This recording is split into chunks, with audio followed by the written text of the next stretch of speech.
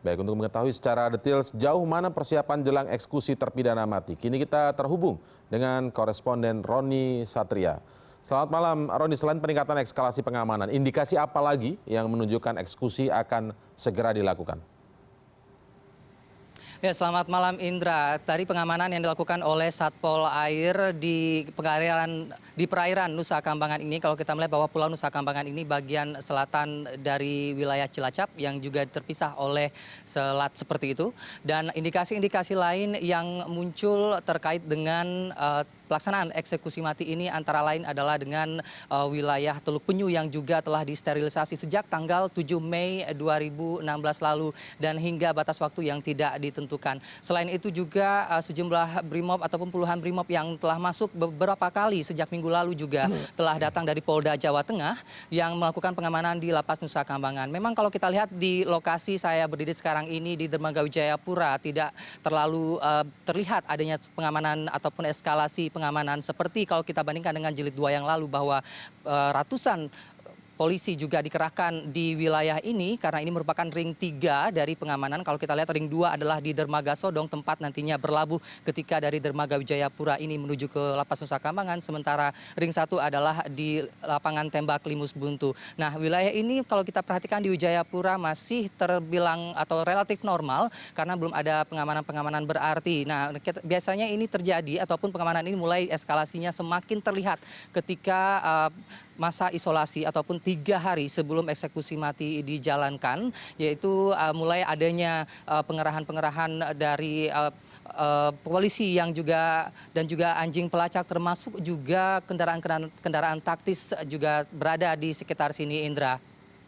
Baik, Roni, bagaimana dengan nama-nama terpidana yang akan dieksekusi begitu? Apakah sudah ada rilis resmi dari pemerintah?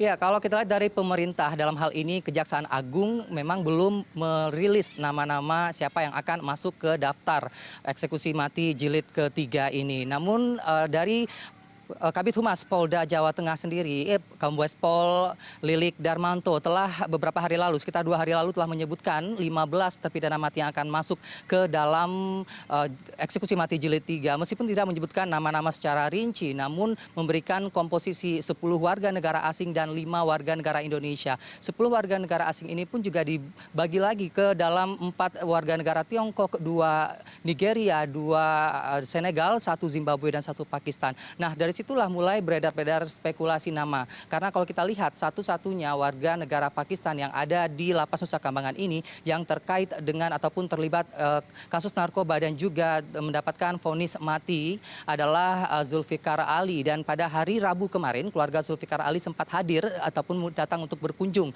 Kalau kita lihat kemarin itu dari Lapas Nusa Kambangan sendiri menyatakan, namun keluarga sendiri secara diam-diam masuk karena tidak ingin diekspos oleh media yang ada di sekitar Dermaga Wijayapura. Nah, Zulfikar Ali ini dikabarkan dalam kondisi sakit, Indra. Dan pada tahun 2004 lalu ia ditangkap di Bandara Soekarno-Hatta dan divonis mati oleh Pengadilan Negeri Tangerang. Nah, dari sini kalau kita perhatikan tentunya Zulfikar Ali menjadi nama satu-satunya dari Pakistan yang masuk ke dalam daftar yang disebutkan oleh Kabid Humas Polda Jawa Tengah ini. Nah, apakah ini akan menjadi penundaan ketika kalau kita lihat kondisi yang sakit? Kalau kita lihat syarat eksekusi mati sendiri antara lain adalah tentunya dari kondisi hukum ataupun secara yuridis telah memenuhi syarat. Nah, Zulfikar Ali ini telah memenuhi syarat secara yuridis karena telah memenuhi syarat kasasi yang telah ditentukan dan juga peninjauan kembali yang ditolak. Nah, sementara untuk kondisi lainnya untuk penundaan adalah dalam kondisi hamil dan akan dieksekusi dalam 40 hari setelah melahirkan. Nah, ini tentunya kalau kita perhatikan apakah akan menjadi polemik lagi kalau kita perhatikan bahwa nantinya Zulfikar Ali dalam kondisi sakit ini akan tetap dieksekusi. Selain itu nama-nama lain yang cukup beredar kalau kita perhatikan adalah nama Freddy Budiman yang menjadi target dari Kejaksaan Agung. Kita perhatikan bahwa Kejaksaan Agung sendiri menargetkan Freddy Budiman untuk masuk di jilid 3 ini. Namun sayangnya, Indra, Freddy Budiman ini masih dalam proses peninjauan kembali yang pada tanggal 28 April lalu merupakan sidang PK kedua yang dilakukan di Pengadilan Negeri Jakarta Barat. Nah, itu saat ini ia masih menunggu hasil putusan dari peninjauan kembali ini. Bila ditolak, tentunya ini akan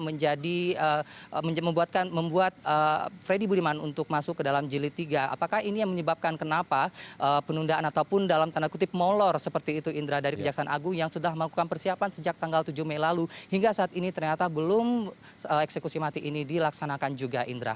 Baik, terima kasih Roni Satria melaporkan langsung dari Nusa Kambangan.